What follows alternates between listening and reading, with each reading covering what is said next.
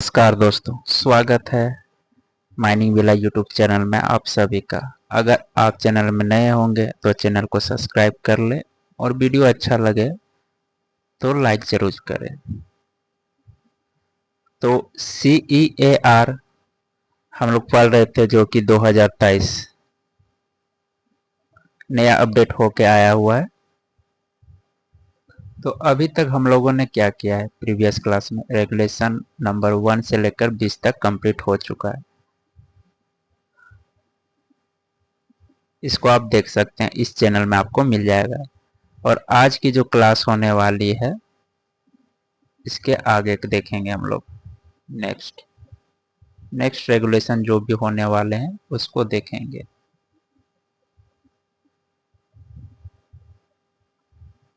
तो चलिए समय ना खराब करते हुए आगे बढ़ते हैं।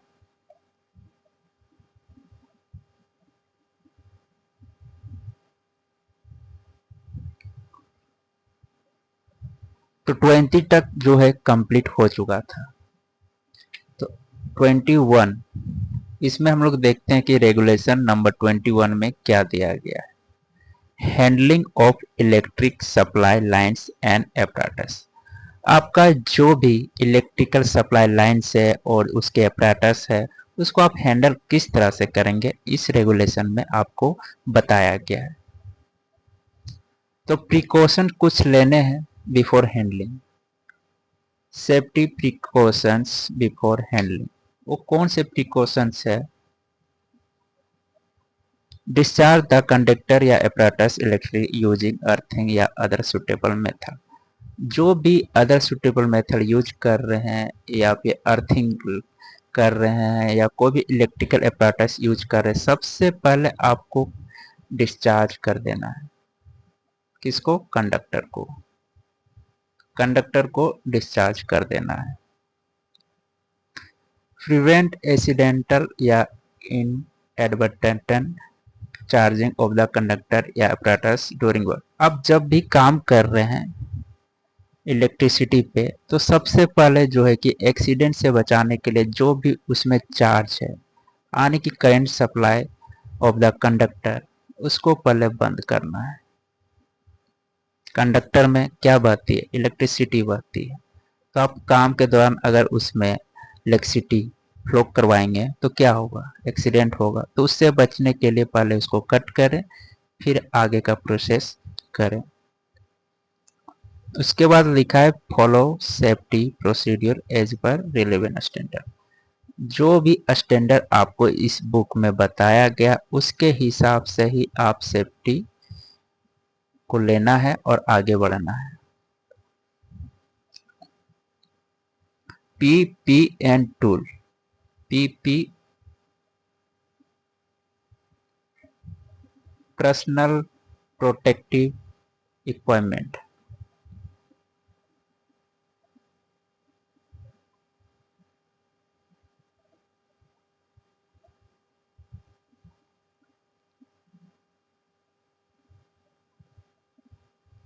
पीपीई पर्सनल प्रोटेक्टिव इक्विपमेंट और उसके टूल्स। कोई भी वर्कर जब काम करता है इस तरह के, जहां पर जोखिम भरा है, इलेक्ट्रिसिटी पे काम कर रहा है, तो वहां पर उस पर्सन को पीपी किट दिया जाता है, यानी कि पर्सनल प्रोटेक्टिव इक्विपमेंट। खुद को प्रोटेक्ट करने के लिए कुछ इक्विपमेंट यूज करना पड़ता है, उसको बोलते हैं पीपीई। और उसके एंड टूल्स और अदर टूल्स के बारे में। तो सबसे पहले जो वर्कर वर्क्स विथ, यानी वर्कर जो भी काम करेगा, ये सब चीजें उसके पास होनी चाहिए। तो क्या क्या होनी चाहिए? Rubber gloves, safety footwear. Rubber gloves ही क्यों? क्योंकि करंट उसमें पास नहीं होती है। जितने भी इलेक्ट्रिसिटी को देखे होंगे सब रबर ग्लव्स यूज करते हैं। फुटवेयर भी आपका जो है कुछ रबर का ही रहता है। Safety belt. सेफ्टी बेल्ट कहाँ पर काम आता? हाइटनिंग के वहाँ। अगर कोई हाइट पे आप काम कर रहे हैं, उस समय आपके कमर पर एक सेफ्टी बेल्ट बांधने को देखने को मिल जाएगा, जो भी वर्कर है।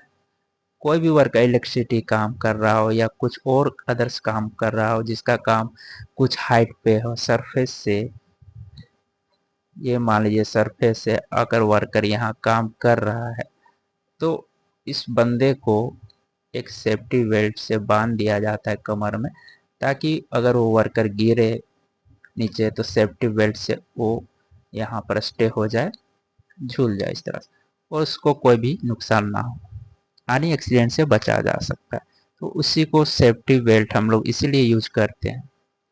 कहाँ पर यूज करते हैं? Height and non conductive ladders.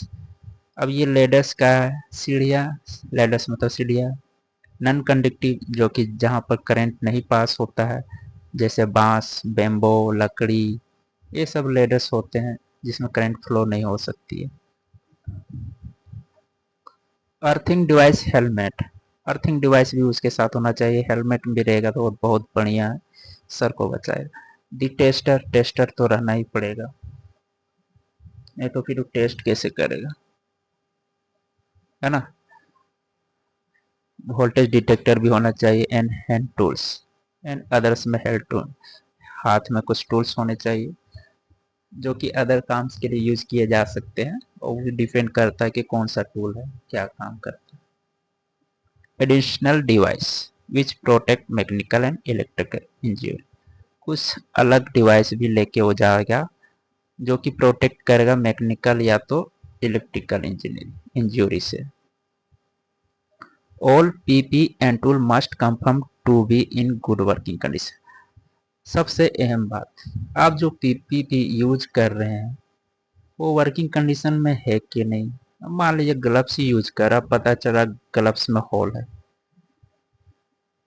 और उसी होल में आप टच कर दिए जहां से करंट फ्लो हो रही है, तो आपका क्या होगा शायद पता चलेगा करने के बाद ही। तो इसीलिए जो कि सारे की जो कंडीशन जो है कि वर्किंग में होनी चाहिए कि यानी प्रॉपर काम कर रहा है कि नहीं, उसे वैसे कंडीशन में सारे पीपीई और उसके जो टूल्स है वो सब होने चाहिए। अगला है designation and observation of safety precautions, यानी कि डेजिग्नेशन क्या है, ऑब्जर्वेशन जो कर रहे सेफ्टी प्रिकॉशंस के लिए, उसके लिए क्या आपका डेजिग्नेशन होगा, वो सब इसमें दिया हुआ है। तो कुछ बातें हैं जो अहम होती है। Only designated person can operate या maintain electric plant supply lines and apparatus, यानी कि जो बंदे को डेजिग्नेट किया गया उस पद के लिए कि नहीं भाई आप चेक कीजिए, आप मेंटेन करेंगे, आप सप्लाई करेंगे, तो वही सब पर्सन जो है ये सब काम करेंगे। Other person not allowed to work in that field, या दैट वर्क बोल सकते हैं इस काम के। तो safety precaution must be strictly follow which is belong to part 1 to 5। तो जो भी सेफ्टी प्रिकॉशन दिए गए हैं 1 to 5 में, सबको स्ट्रिक्टली फ्लो करना है, यानी कि फॉलो करना है, लागू करना उसको। Telecommunication line on electric support, telecommunications यानी कि संचार, दूर संचार, हिंदी में उसको वही बोलते हैं दूर संचार, यानी कि आपका जो एक एग्जांपल में लेते घर में किसी का स्टडी बूथ लगा हुआ है, तो वो सब कहाँ से काम आते हैं, टेलीकम्युनिकेशन बोला जाता है उसको। तो वो सबको आपके घर तक पहुंचाने के लिए कहीं ना कहीं से वायर को बांधा जाता है, बिछाया जाता है। तो वो जो कम्युनिकेशन लाइन है अगर किसी पोल पे जहां पर 650 वोल्ट एक्सीड कर रहा है ना, कितना तक, 33 केवी तक किसी पोल, हम लोग जनरली क्या करते हैं देखे होंगे कि आपके घर के पास कोई अगर पोल है जहां पर इलेक्ट्रिसिटी बह रहा है जो आपके घर तक इलेक्ट्रिसिटी पहुंचा रहा है, तो उसी में जो है कि बहुत सारे वायर अदर्स कंपनी के बांध दिए जाते, जैसे कि कोई डिश का वायर हो सकता है, आपका ब्रॉडबैंड का अगर कनेक्शन ले रहे हैं तो वो भी वायर हो सकता है एंड अदर वायर्स। तो उस समय क्या, इस पोल में तो भाई करंट बह रही है जो कि 65 650 यानी 650 वोल्ट से लेकर इतना के बीच में बह रही है। तो भाई आप वहां पे कम्युनिकेशन लाइन बिछा रहे हैं तो क्या हो सकता है, खतरा हो सकता है ना। तो उस समय जो है कि क्या करना है, उस समय आपको कुछ परमिशन लिए जाते हैं, आगे देखेंगे उसके बारे में। तो उसी के बारे में बात करें, treated exchange of the working purpose, safety for operating personal.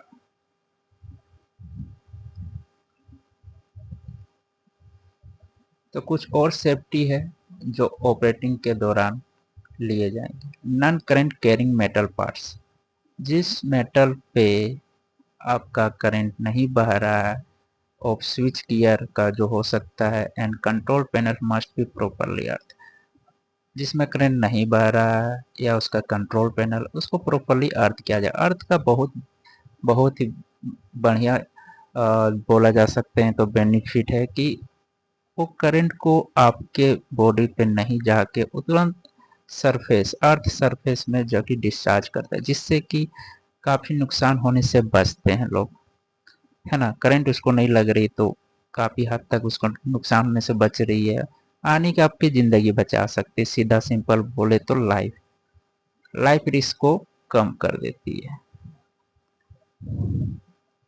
तो ये सारे जो non current carrying metal parts है ऑफ स्विच गियर के और कंट्रोल पैनल, उसको प्रॉपरली अर्थ किया जाएगा।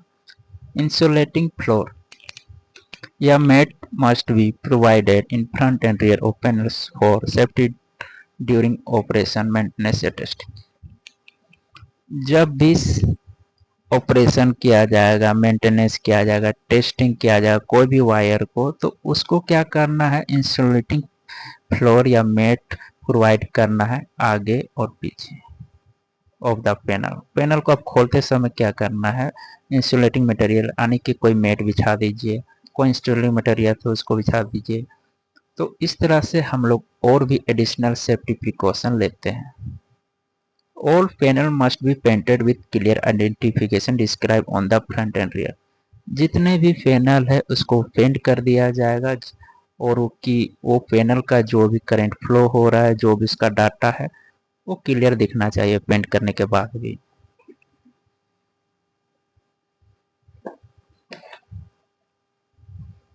तो इस तरह से और भी एडिशनल सेफ्टी ऑपरेशन किए जाते हैं।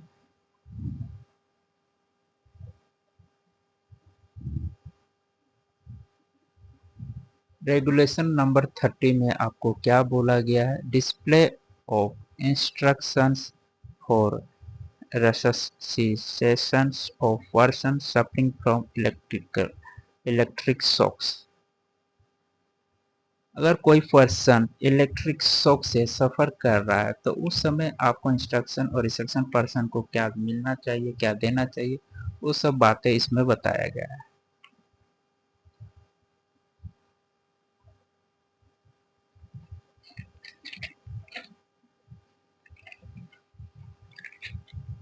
तो फिगर में कुछ दिख रहा है, ये देखिए आपका एक पोल है, ये आगे का पोल है, करंट आगे बह रही है थ्रू कंडक्टर, यहाँ से यहाँ आई हुई। तो ये जो कंडक्टर है, ये क्या हो रहा है, थोड़ा नीचे आ गया है, यानी कि सेगिंग हो गया। होना तो इसको ऐसे चाहिए था, लेकिन ऐसे हो गया। होता क्या, गर्मियों के दिन में एक्सपेंशन होती है, रेल की पटरी भी फैलती है गर्मियों के दिन में, एक्सपेंशन होती है। तो रेल की पटरी को छोड़ते हैं, वायर को पकड़ते हैं, तो वायर जो है कुछ सेगिंग हुआ हुआ यहाँ पर। तो उसमें आपको बोला गया कि किसी को इलेक्ट्रिक शॉक ना लग जाए, इसके लिए कुछ इंस्ट्रक्शन दिए गए हैं।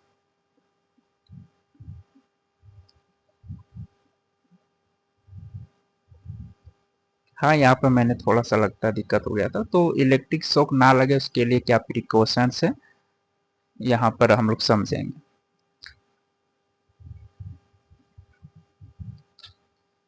In every generating station, sub station या तो स्विचिंग स्टेशन जहां पर 650 वोल्ट एक्सीड हो रहा है, एक artificial respirator shall be provided, एक आर्टिफिशियल रेस्पिरेटर वहां पर रखा जाएगा।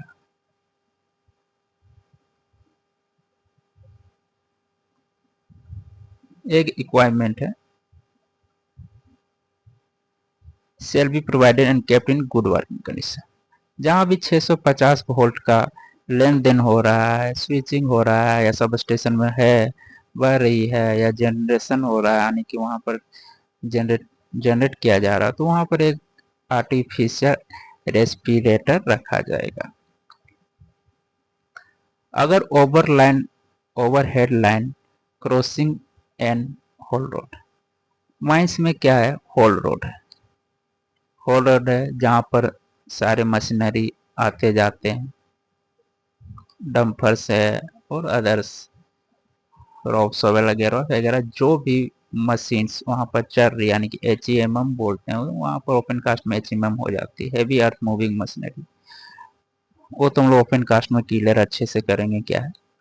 तो अगर वहां पर ओवरहेड लाइन पास, यानी कि इस तरह से ये आपका रोड है, मान लीजिए रोड है, यहाँ पर आप ये दोनों पोल गाड़ दिए हैं, इस रोड को क्रॉस करा रहे हैं, है ना, और रोड से क्रॉस हो रही है, sagging in the ground clearance shall be not less then पर। तो ये जो सेगिंग है, ये सेगिंग यहाँ तक हो चुका है, तो इसके बाद जो है ये जो क्लियरेंस है ग्राउंड से, ये ग्राउंड है, कितना नहीं होना चाहिए, 12 मीटर से कम क्लियरेंस नहीं होना चाहिए, यानी कि उससे ज़्यादा क्लियरेंस चाहिए, यानी कि 12.1 13 15 मीटर डिस्टेंस होना चाहिए सेगिंग टू ग्राउंड, यही बोल रहा है। उसके बाद in case of rear dumper, अगर कोई डंपर है, ये डंपर है, डंपर का डाला यहाँ पर रखता है, अगर डंपर का डाला ऐसे करके उठ रहा है, इसको बोलते हैं रेज डंपर। ठीक है, डाला अगर उठ रहा है तो यहाँ पर ओवरहेड लाइन पास हुआ है, तो इसका जो क्लियरेंस होना चाहिए 3 मीटर से कम में।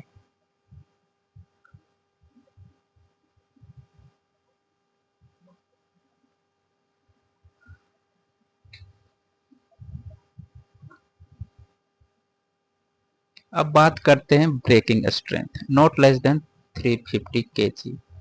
आपका जो वायर है इसमें कोई लोड दे रहे हैं ऐसा मत सोचिए, क्योंकि इसमें कोई लोड नहीं, इसका लोड किस तरह से आता है, ये जो टेंशन है एक दूसरे को खींचता है, जो कि टाइट रखने की कोशिश रहती है ताकि आपका सेगिंग ना हो, तो ये जो फोर्स लगती है ना इसमें, उसी को बोलते हैं ब्रेकिंग स्ट्रेंथ ऑफ वायर या कंडक्टर, यहाँ कंडक्टर से हम लोग समझ रहे हैं।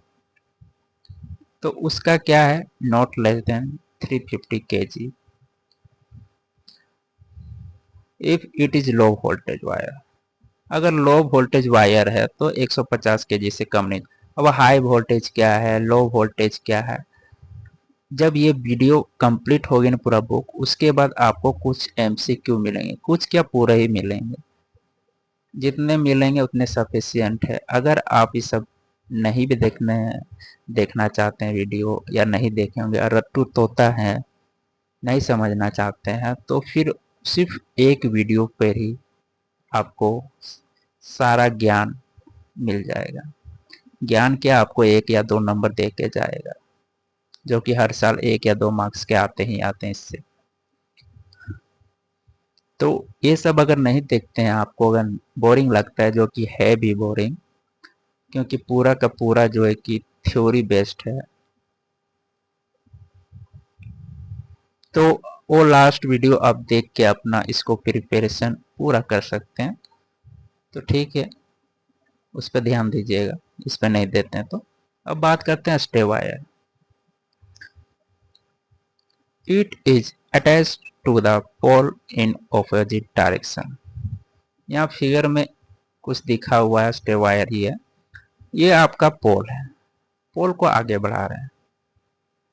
मान लीजिए और पोल है, तिरछा दिख रहा है, उसको समझिएगा सीधा ही लगा हुआ है, उसको आप आगे बढ़ा रहे हैं तो इसका अपोजिट डायरेक्शन ये होगा। तो इसमें एक स्टे वायर लगा हुआ है, दिख रहा है। क्यों लगाते हैं stay wire?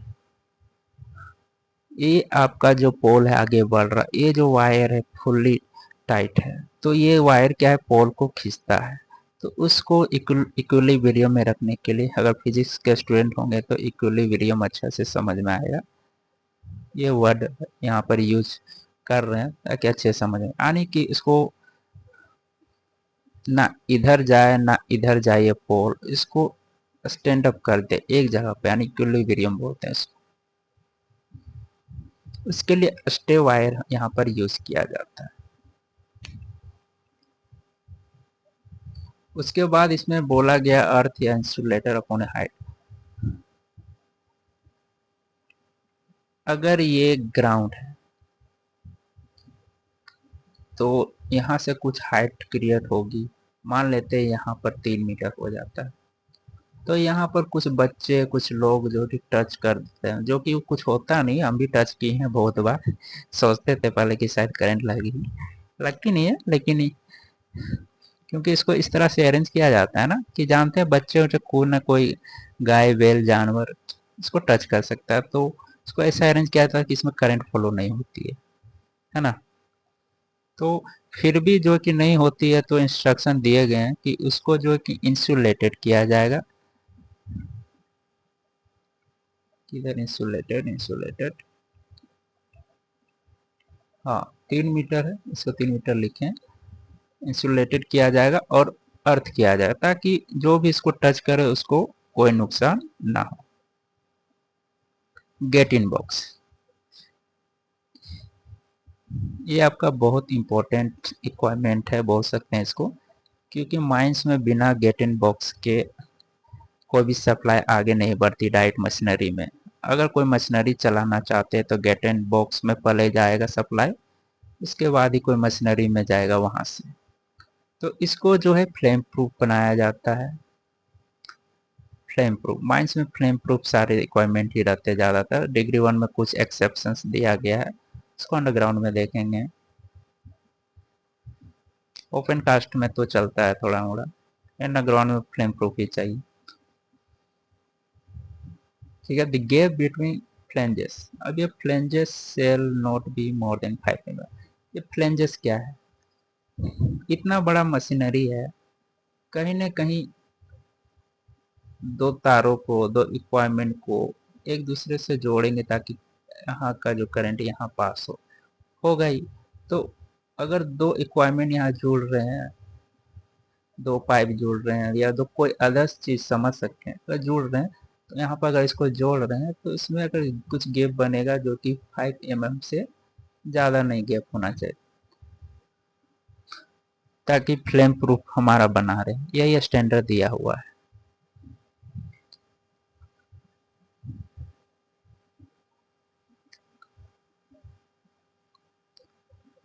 Periodical inspections and testing of installation, अब जो भी इंस्टॉल किए हैं इक्वायरमेंट उसका टेस्टिंग के बारे में बात किया जाए, कितना पीरियड होना चाहिए इंस्पेक्शन के लिए, टेस्ट के लिए।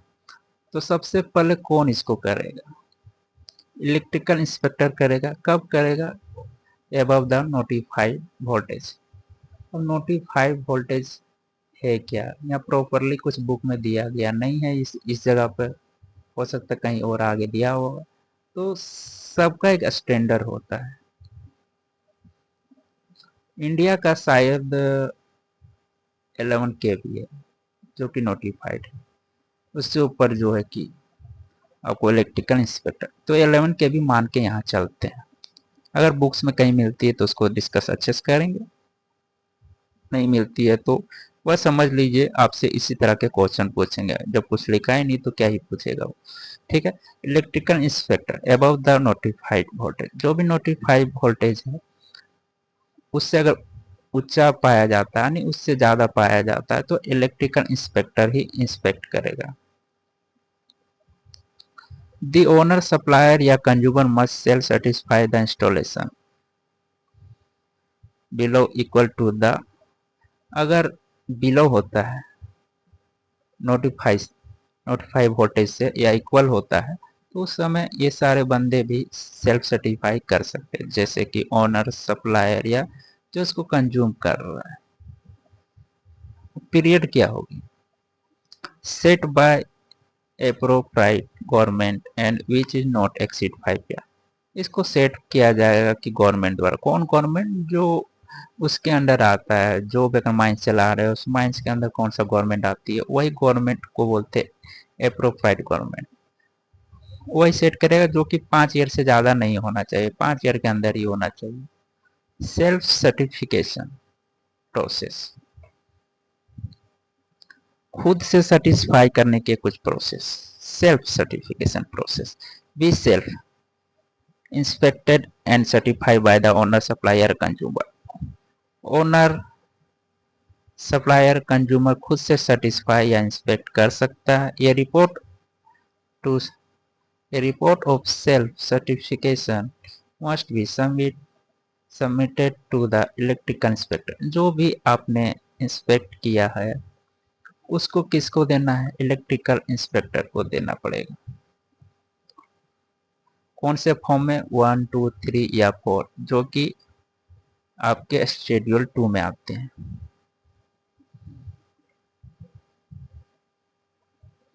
If the report is not acknowledged with in 3 working days it is डिमेटेड receipt.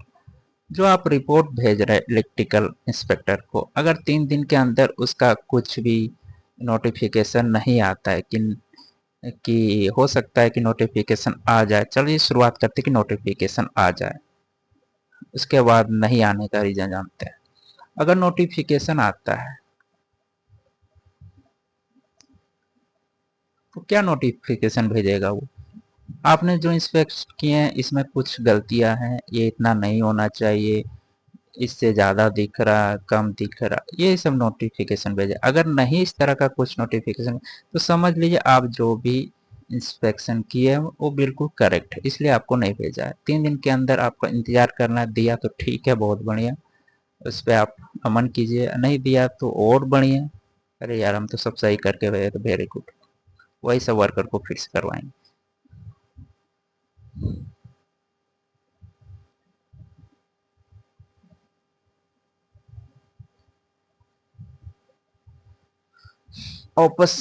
Optional government inspection, कुछ ऑप्शनल है। Owner, supply, or consumer may choose to have their installation inspected and tested by the electrical inspector instead of self-satisfied. Owner supplier consumer बोलेगा कि हम नहीं करेंगे अपने से, जो करना है आप कीजिए सर। कौन करेंगे, किसको करें बोलेंगे सर, इलेक्ट्रिकल इंस्पेक्टर को बोलेंगे आप खुद से सेटिस्फाई किए, हमको ये सब नहीं करना, मेरे पास और बहुत सारे काम हैं, ठीक है। उस समय इलेक्ट्रिकल इंस्पेक्टर आके अपना देखो के सारे कुछ चेक करके अपना रिपोर्ट को लेकर निकल लेगा। Mandatory inspection for certain installation, electrical installation under section जो कि 54 के अंदर आ रहा है, दी एक्ट, यहाँ स्पेस होना चाहिए था, कोई बात नहीं, एक्ट के बाद स्पेस है।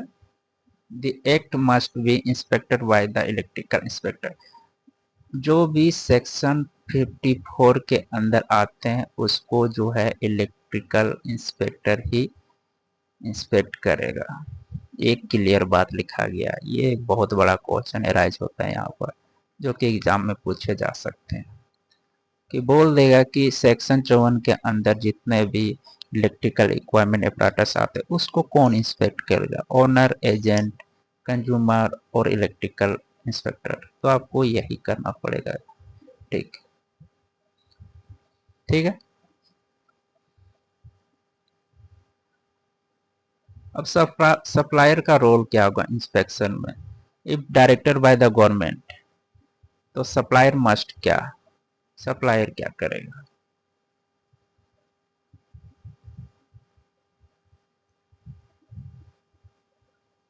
सप्लायर करेगा क्या उस समय,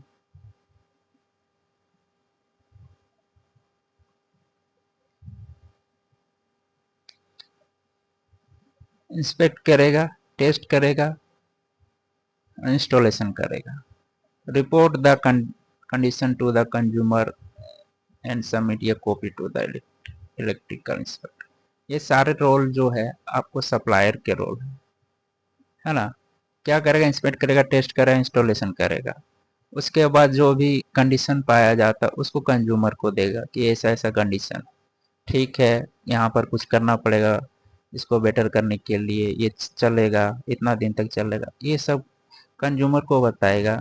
उसके बाद एक कॉपी जो है सबमिट करेगा इलेक्ट्रिकल इंस्पेक्टर को। द इलेक्ट्रिकल इंस्पेक्टर में एक्सेप्ट द रिपोर्ट या the recommended rectification of defect.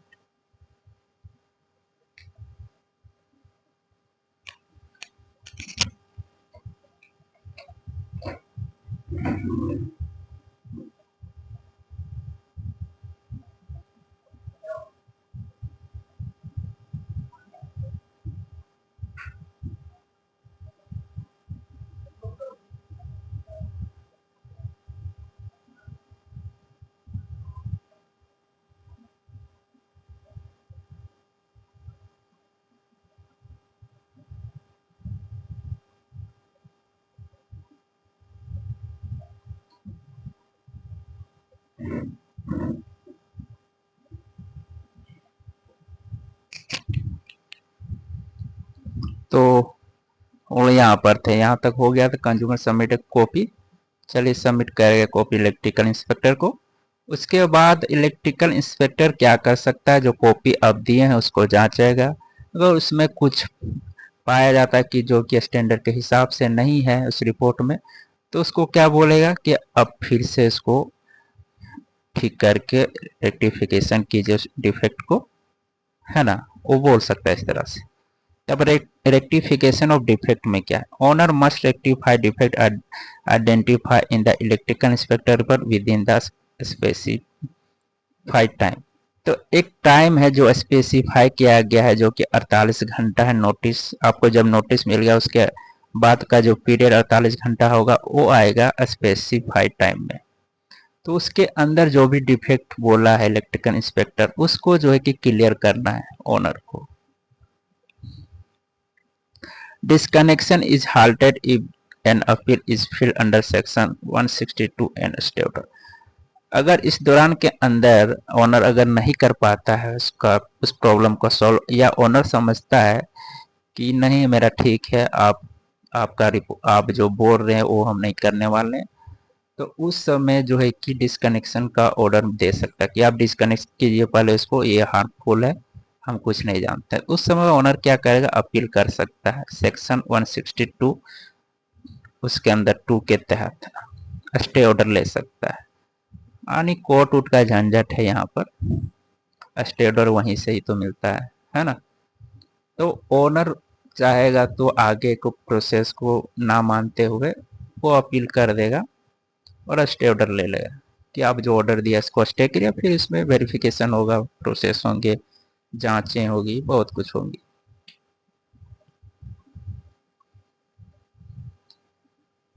Chapter 3 वहाँ खत्म होती है। अब चैप्टर 4 में कुछ बातें हैं जो जनरल कंडीशन है relating to supply and use of electricity.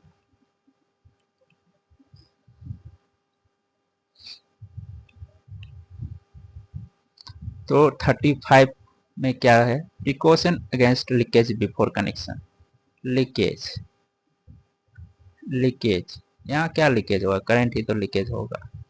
Current की बात कर रही कि करंट का लीकेज जो है आपका हो रहा है, उसके अगेंस्ट प्रिकॉशन क्या लेने हैं।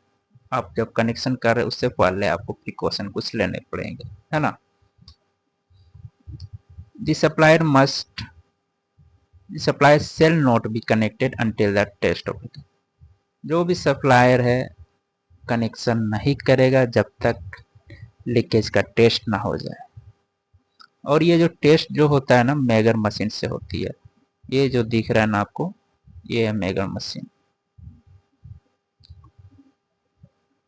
If we supply 500 volt DC, 500 volt DC अब सप्लाई कर रहे हैं किसके बीच, कंडक्टर और अर्थ, वो पीरियड ऑफ 1 मिनट। 1 मिनट के लिए अगर कर रहे हैं 500 volt DC supply between the conductor and earth, the equipment whose voltage is not more than 650 volt, जो इक्वाइपमेंट का वोल्टेज 650 वोल्ट से अधिक नहीं होती तो उसका रेजिस्टेंस सेल भी एटलीस्ट 1 मेगा ओम। तो उसका जो रेजिस्टेंस क्या होगा 1 मेगा ओम कम से कम होना चाहिए, कम से कम। एट लिस्ट का मतलब यही होता है, लिस्ट, लिस्ट मतलब कम, एट मतलब उसमें जुड़ गया तो कम से कम, ठीक है। तो 1 मेगा ओम रेजिस्टेंस होना चाहिए। अब रेजिस्टेंस क्या है, रेजिस्टेंस जितने भी इलेक्ट्रिक इक्वाइपमेंट हैं सब में रेजिस्टेंस कुछ ना कुछ होता ही है। आने की बिजली को जितना आप बह रहे हैं उससे कम बहती है अगर रेजिस्टेंस, आने की रोकती है बिजली को आगे बढ़ने। जितना रेजिस्टेंस कम है उतना स्मूथ फ्लो होगा, जितना ज़्यादा है उतना रोक करेगा आगे बढ़ने में और इतना लॉस होता है हमारा इलेक्ट्रिक का, ठीक है। तो उस समय कितना होना चाहिए 1 मेगा ओम।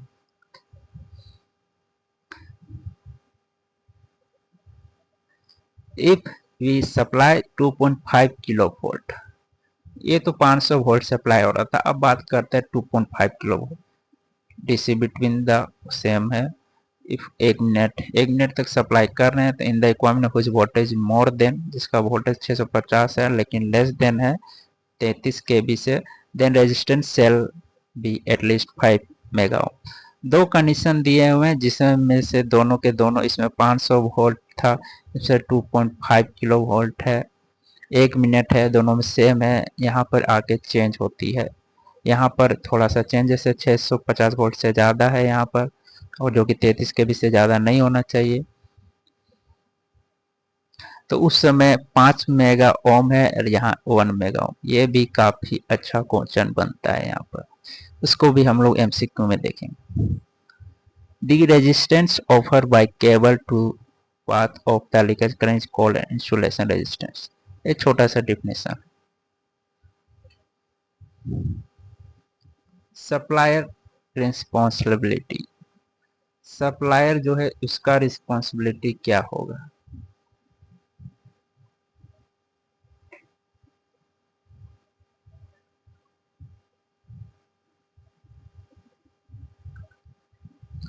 छोड़िए।